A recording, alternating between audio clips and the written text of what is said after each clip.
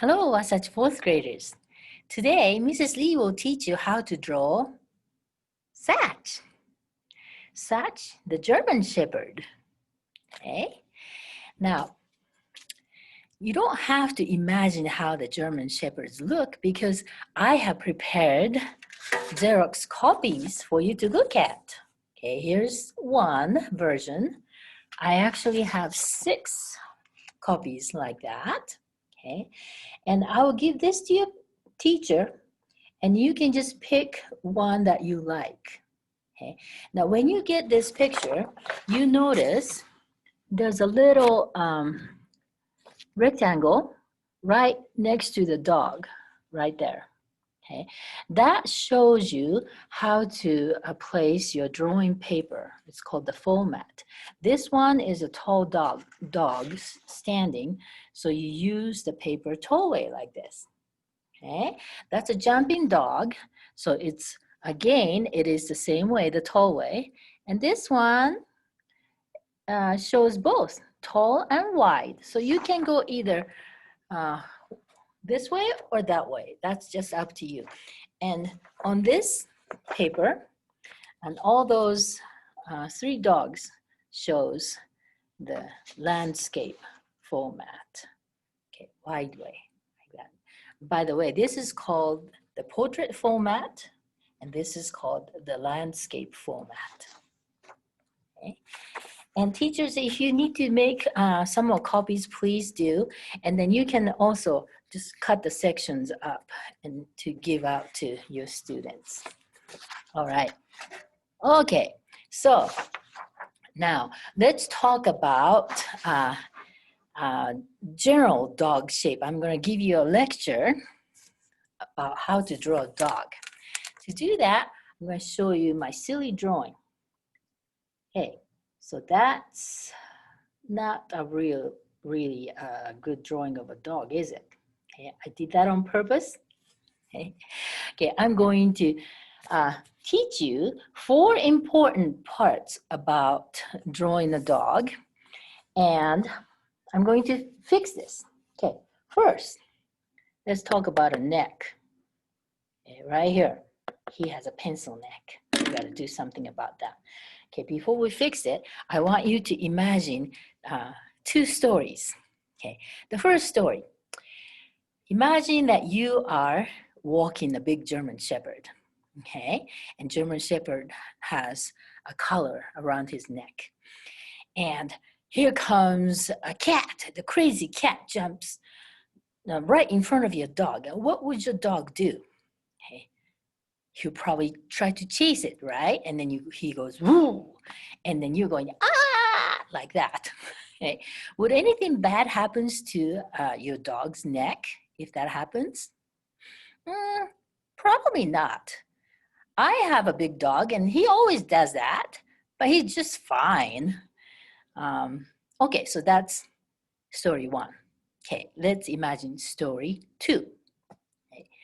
We're going to, this story will actually not going to happen in the real life, but we're going to switch the characters in the story. Okay, there's a big German Shepherd walking you. Okay, so you have a collar around your neck and your dog is going and then he's walking you.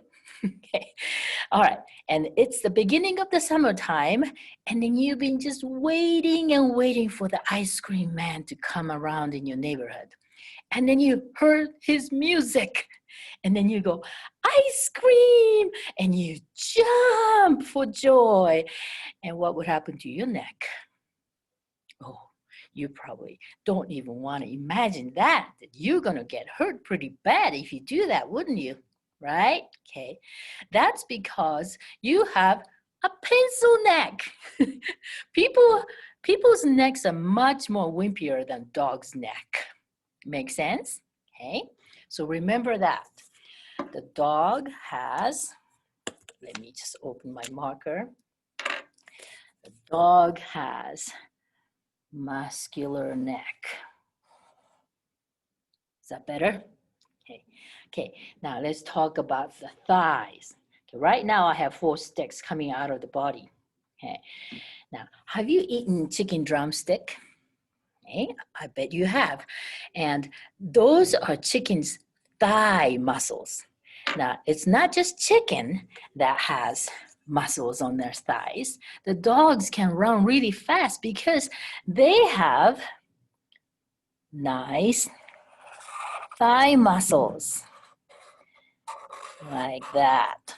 Okay, instead of just sticks coming out of the body. Okay, that big thigh muscles right there. Okay, now let's talk about the body shape. Okay, if you are not you, if you have a healthy dog, his chest, her chest, will be much wider than the stomach. So wide chest and a tight stomach, like that. Okay, that would be better, huh? Let's just connect the feet to the chest.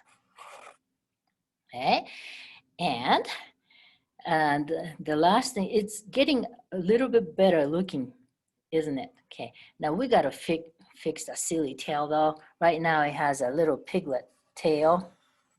Okay, dogs' tails are more like that. It could go down or up. It's either way.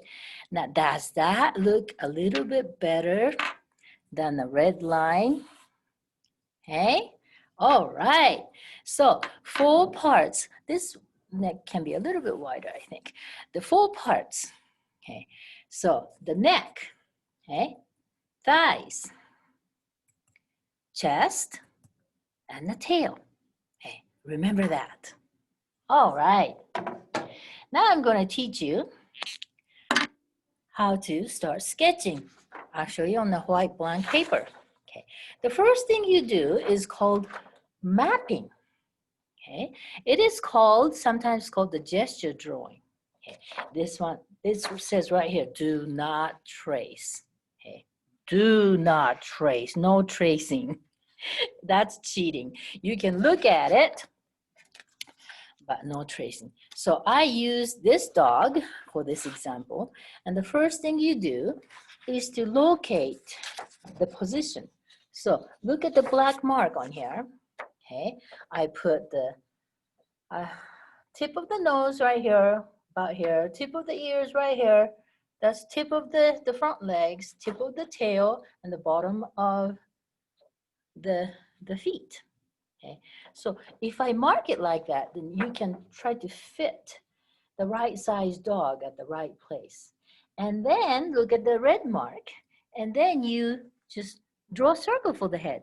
Draw a basic body shape. Draw a basic leg shape, and draw a line for the arms and the tail. And that's all you have to do. It's called the gesture drawing.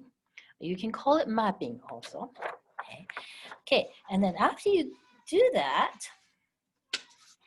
the next step is to draw the dog shape. Now this is called the contour drawing. You're not worried about the eyes, nose, whiskers, and claws or any details, but just worry about the outlines, okay? And then after that, then you work on the details, like the eyes, nose, teeth, tongue, claws, and the ears and all that.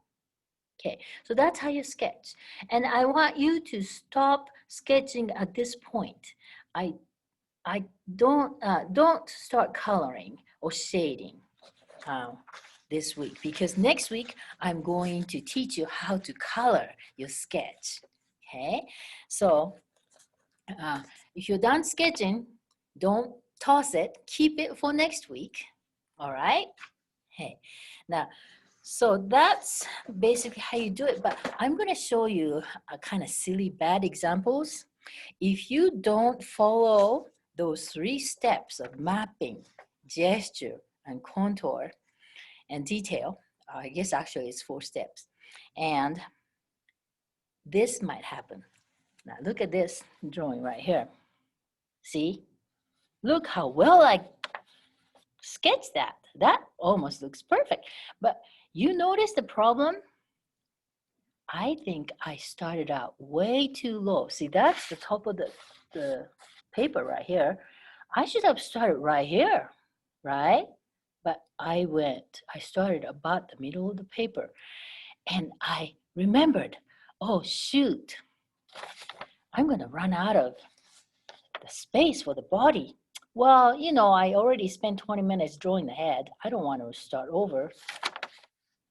So my dog turned out to be a wiener dog. Okay, so that's a mistake number one. Next mistake. These, you might be laughing, but these are very common mistakes. Okay. I see that all the time in the art room. Okay, so look at this one. Okay. Oh, that is a beautiful drawing of a dog, but you already know what the problem is. It's too tiny, right? Or what you gonna do? Well, I just ended up drawing a chihuahua. Okay, it does not look like a German Shepherd. Okay, so be careful with the size. Now on this one, I started out at the right location. Okay, so that's the top of the paper, right? But oh, I started out again too small. But Mrs. Lee was saying that I have to use the you know, I'm Mrs. Lee too, that we have to draw a big dog using the whole space. So, oh well, I'm just gonna keep going. I'm gonna draw a big dog. Okay, that's a pinhead dog. You don't want that happen to you either. Okay, so to avoid all those silly mistakes, the mapping is very important. Planning helps you avoid mistakes. All right, so that's the end of the Drawing a Dog lesson, and I look forward to see you next week when you can actually color the same picture. Okay, thank you for watching. I'll see you next week.